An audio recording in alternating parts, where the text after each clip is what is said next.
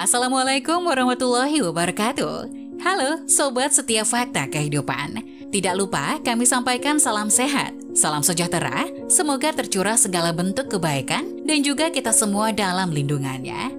Seperti biasa, kita akan berbagi kisah dari yang unik, menarik, sampai bikin nangis. Mari kita simak kisahnya.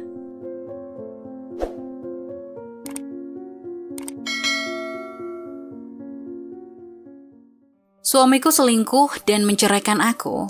Setahun kemudian aku bertemu mantan ibu mertuaku. Kebenarannya membuat aku menangis pilu. Aku bertemu dengan mantan suamiku di tempat kerja. Saat itu aku baru berusia 18 tahun. Ibuku meninggal ketika aku berusia 5 tahun. Setahun kemudian ayahku menikah lagi. Ibu tiriku adalah orang kota. Dia cantik namun jarang berbicara. Saat ayah pergi bekerja, hanya aku dan ibu tiriku yang ada di rumah. Dia memasak dan mencuci pakaianku, tapi kami jarang bicara dan melakukan hal-hal kami sendiri setelah makan malam. Kemudian ibu tiriku melahirkan seorang adik laki-laki dan perhatian mereka tertuju pada adik laki-lakiku. Aku seperti orang yang tidak terlihat di keluarga ini. Lingkungan seperti ini membuat aku merasa sedih. Jadi setelah lulus dari sekolah menengah pertama, aku pergi bekerja. Aku bekerja di pabrik sepatu. Meskipun pekerjaan di sini membosankan, ada banyak anak muda yang dapat diajak ngobrol. Mantan suamiku sangat polos. Ketika orang mengolok-olok dia selalu diam. Aku tidak tahan, jadi aku membantunya. Rekan kerjaku bercanda bahwa aku menyukainya, sedangkan aku hanya menganggapnya sebagai teman. Mantan suamiku tidak suka berinteraksi dengan orang lain, jadi aku menjadi orang terdekat di pabrik. Dia juga orang yang paling aku percayai. Setelah 2 tahun pacaran, kami menikah. Orang tuaku tidak memberikan pendapat apapun tentang pernikahan kami. Mereka mengatakan bahwa aku sudah dewasa, aku bisa mengambil keputusan untuk diriku sendiri, dan jika sesuatu terjadi di masa depan, jangan kembali ke keluarga untuk membicarakan. Mendengar ini, hatiku menjadi dingin. Aku memutuskan untuk menjalani kehidupan yang baik dengan suamiku dan tidak membiarkan orang lain merendahkan aku. Setelah menikah, kami berhenti dari pekerjaan kami dan kembali ke kampung halaman mantan suamiku. Kami membuka warung makan. Meskipun sulit, kami bisa menghasilkan uang. Tapi aku tidak menyangka bahwa masa-masa indah itu berlalu selama 2 tahun. Aku baru saja pindah ke rumah yang baru kita beli. Ketika aku sedang bersiap untuk memiliki anak, mantan suamiku mengajukan gugatan cerai. Aku bertanya kenapa. Dia bilang dia menyukai orang lain. Dia memperlihatkan foto mereka berdua untuk aku lihat. Aku melihatnya dan dia benar-benar cantik dan masih muda. Kepalanya bersandar di bahu mantan suamiku itu. Mungkin karena aku sudah mengalami banyak hal sejak aku masih kecil, jadi aku tidak merasa sangat sakit hati. Karena hubungan kami sudah tidak bisa dipertahankan lagi, kami menjalani prosedur perceraian. Mantan suamiku memberikan rumah yang baru kita beli sebagai kompensasi dan warung akan menjadi miliknya. Ketika mantan suamiku pergi, aku tidak bisa lagi menahan keluhan di hatiku.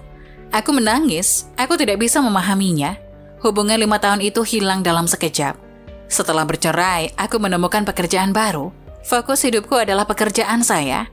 Rumahku di pinggiran kota dan warung mantan suamiku ada di kota.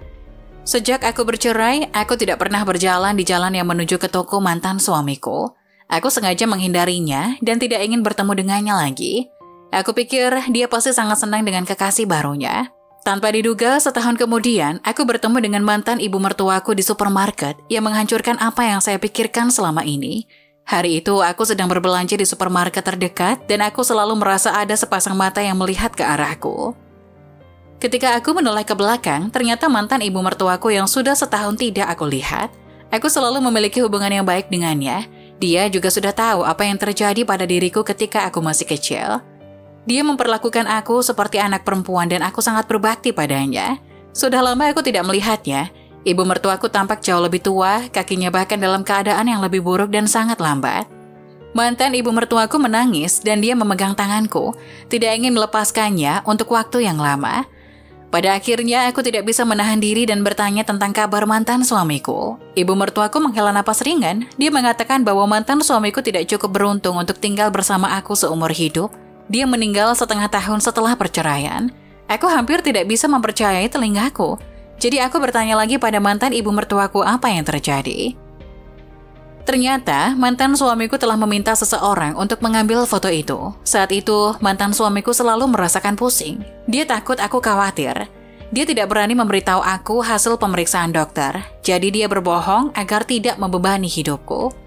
Ibu mertuaku baru tahu setelah mantan suamiku pindah rumah. Saat itu, mantan suamiku tidak bisa lagi bangun dari tempat tidur. Ketika mantan suamiku pergi, dia mengenakan pakaian saat kami menikah.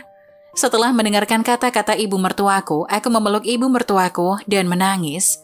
Aku membenci diriku sendiri karena terlalu ceroboh dan tidak bisa berada di sisi suamiku untuk menemaninya di perjalanan terakhirnya.